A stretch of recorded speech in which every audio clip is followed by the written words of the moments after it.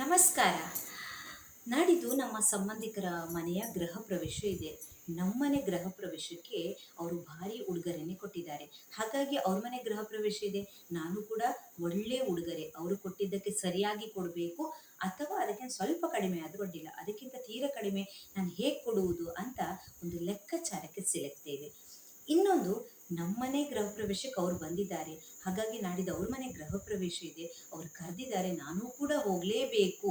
ನನಗದೇನೇನೋ ಅನಿವಾರ್ಯ ಕೆಲಸ ಇದೆ, ಆದರೂ ಕೂಡ ನಾನು ಹೋಗಬೇಕು ಅನ್ನುವಂತಹ, ಹೇಗೆ ಹೋಗಲಿ ಅನ್ನುವಂತಹ ಒತ್ತಡಕ್ಕೆ ಸಿಲುಕ್ತೀವಿ.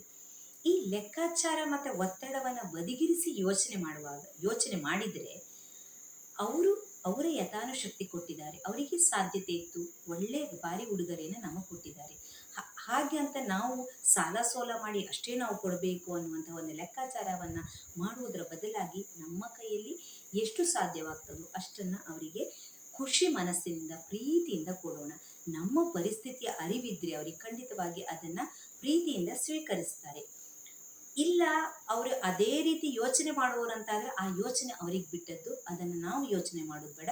ನಮ್ಮ ಕೈಯಲ್ಲಿ ಏನಾಗ್ತದೆ ಅದನ್ನು ಪ್ರೀತಿಯಿಂದ ಕೊಡೋಣ. ಹಾಗೆ ಅವರು ನಮ್ಮನೆಗೆ ಗೃಹ ಪ್ರವೇಶಕ್ಕೆ ಬಂದಿದ್ದಾರೆ, ಅಥವಾ ನಮ್ಮನೆ ಕಾರ್ಯಕ್ರಮಕ್ಕೆ ಬಂದಿದ್ದಾರೆ, ನಾನು ಅವ್ರ ಮನೆ ಕಾರ್ಯಕ್ರಮಕ್ಕೂ ಕೂಡ ಹೋಗಬೇಕು, ನನಗೆ ಈ ದಿನ ಆಗ್ತಾ ಇಲ್ಲ ಅನ್ನುವಂತಹ ಒತ್ತಡದ ಪರಿಸ್ಥಿತಿ ಇದ್ದರೆ, ಅವರು ನಮಗೆ ಆಹ್ವಾನಿಸುವಾಗಲೇ ಅವರಿಗೆ ಅದನ್ನು ಮನವರಿಕೆ ಮಾಡಬಹುದು. ಇಲ್ಲ, ನಮ್ಗೆ ಆಹ್ವಾನಿಸುವಾಗ ಹೇಳಲಿಕ್ಕಾಗಲಿಲ್ಲ, ಆಮೇಲೇನೋ ನನಗೆ ಕೆಲಸ ಬಂತು ಅಂತಿದ್ರೆ ಕೂಡ ಆ ದಿನ ಹೋಗ್ಲಿಕ್ಕಾಗದಿದ್ರೆ, ಮುಂದೊಂದು ದಿನ ಅವ್ರಿಗೆ ಫೋನ್ ಮಾಡಿ ಅವ್ರಿಗೆ ಫ್ರೀ ಇದ್ದಾಗ ಅವ್ರ ಮನೆಗೆ ಹೋಗೋಣ.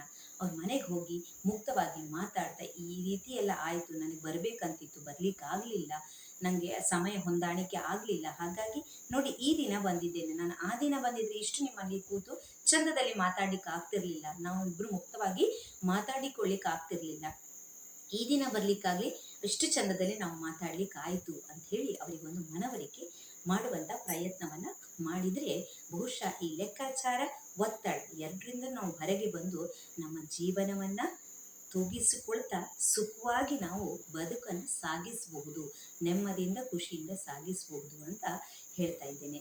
ಇದಕ್ಕೆ ನೀವೇನಂತೀರಿ?